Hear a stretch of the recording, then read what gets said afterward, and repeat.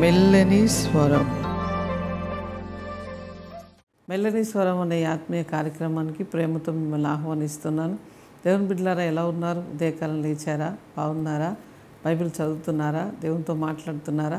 మీరు చాలా సంతోషంగా ఉన్నారని నేను నమ్ముతున్నాను. ఎందుకంటే దేవునితో నడిచే వారికి ఎప్పుడూ సంతోషం, సమాధానం ఉంటుందండి. అంటే ఏంటండి మీరు అలా అంటున్నారు? మా కష్టాలు ఉన్నాయి, బాధలు ఉన్నాయి, దుఃఖాలు ఉన్నాయని మీరు అనొచ్చు. ఆ దుఃఖంలో కూడా దేవుడు సంతోషాన్ని ఇస్తాడు. ఆ బాధలో కూడా అంటే ఇతరులను మీరు చూడండి. నీకున్న సంతోషం, నీకున్న ఆరోగ్యం, నీకున్న క్షేమం, నీకు వచ్చిన కష్టాల్లో నుంచి నువ్వు ఎట్లా ఈజీగా బయటపడుతున్నావు. అందరూ అలా కాదండి. అందరికీ అలా ఉండదు. ఎందుకంటే ఒక దేవుని బిడ్డగా ప్రత్యేకంగా నీకు మాత్రమే ఉంటుంది. కనుక అది గ్రహించి ప్రతిరోజు దేవునితో మాట్లాడాలి, విసక్కక ప్రార్థించాలి, దేవుని సన్నిధిలో ఆనందించాలండి. నిత్యము ఆనందించాలి. దావీదు ఎట్లా ఆనందించాడంటే మందసం తీసుకొని వస్తుంటే ఆయన మర్చిపోయాడు కదా. ఆయన మర్చిపోయి దేవుని సన్నిధిలో రాజు అన్న మాటే మర్చిపోయాడు. తనకున్న బాధలు మర్చిపోయాడు, తనకున్న శత్రువులను మర్చిపోయాడు, తనకున్న సమస్తమును మర్చిపోయి దేవుని సన్నిధిలో గంతులు వేయడం ప్రారంభించాడు. దేవుని బిడ్డలారా, అలా మీరు గంతులు వేయండి, దేవుని ఆరాధించండి, దేవుని సన్నిధిలో ఉండండి. తప్పకుండా మన జీవితాల్లో గొప్ప మేలు, విడుదల ప్రభు ఇవ్వబోతుండ. ఈరోజు మనతో మాట్లాడనైన వాగ్దానం 2 సమూయేలు 22వ అధ్యాయము 51వ వచనాన్ని చదువుకున్నాం. నీవు నియమించిన రాజునకు గొప్ప రక్షణ కలుగజేయి వాడవు, అభిషేకించిన దావీదునకు అతని సంతానమునకు నిత్యము కనికరము చూపువాడవు.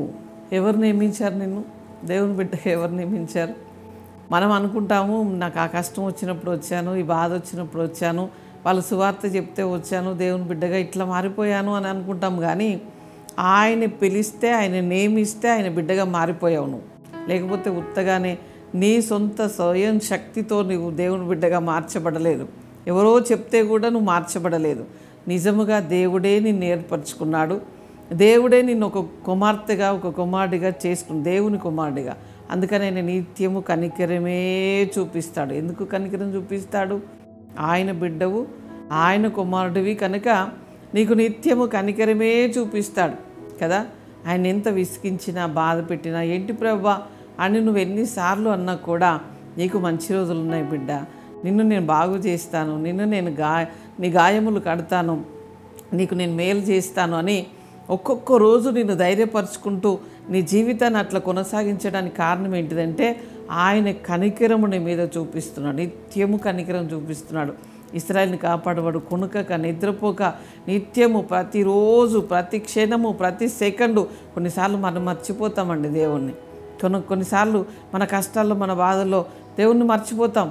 కానీ దేవుడు ఎప్పుడు ఏ క్షణము మర్చిపోకుండా ఆయన నిన్ను కాపాడుతూ ఉంటాడు.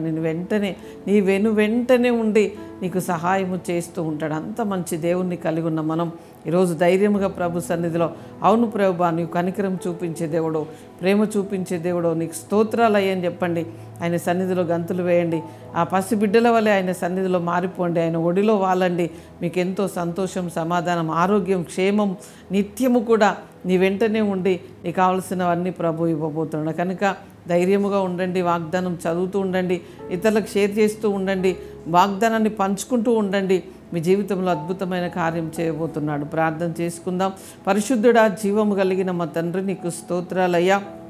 ఈరోజు ఎంతమంది అయితే ప్రభు వాగ్దానం రిసీవ్ చేసుకున్నారో అయ్యా, వారు నీ కనికరము కొరకు కనిపెడుతున్నారో వారందరి మీద నీ కనికరం, నీ దీవెన, నీ ఆశీర్వాదం, నీ మేలు అన్నిటినీ పలుకుతున్నాం. ఒక్కొక్కరి చేతి పనులు, ఉద్యోగాలు, వ్యాపారాలు దీవించబడాలయ్యా, మేలుతో నింపబడాలయ్యా. తండ్రి నీకు స్తోత్రాలు ప్రభు. నీ బిడ్డలందరూ ఆశీర్వదించబడాలి అయ్యా. ఒక్కొక్కరి జీవితంలో అద్భుతం జరగాలి. ఎవరు అనారోగ్యంతో ఉన్నారో వారిని యేసు నామములో స్వస్థపరచమని ప్రార్థిస్తున్నాం. నీ గాయపడిన హస్తము ద్వారా ఇప్పుడే వారికి విడుదల కలుగునుగాకని ప్రార్థిస్తున్నాం. ప్రభా కృపతో నింపండి అయ్యా. ఈరోజు పెళ్లి రోజు, పుట్టినరోజు జరుపుకుంటున్న బిడ్డలకు అయ్యా శుభము, దీవెన, ఆశీర్వాదం, మేలులు పలుకుతున్నాం. ఈ సంవత్సరం అంతని బిడ్డలు అయ్యా నీ దయను పొందుకుంటూ, నీ కనికరాన్ని పొందుకుంటూ వారి జీవితంలో ఇంతవరకు జరగని అద్భుతమైన కార్యములు జరుగునుగాక. ప్రభా మేలుతో నింపమని, అద్భుతాలు చేయమని యేసు నామంలో అడుగుచున్నాం తండ్రి. Amen, amen. Praise the Lord. God bless you.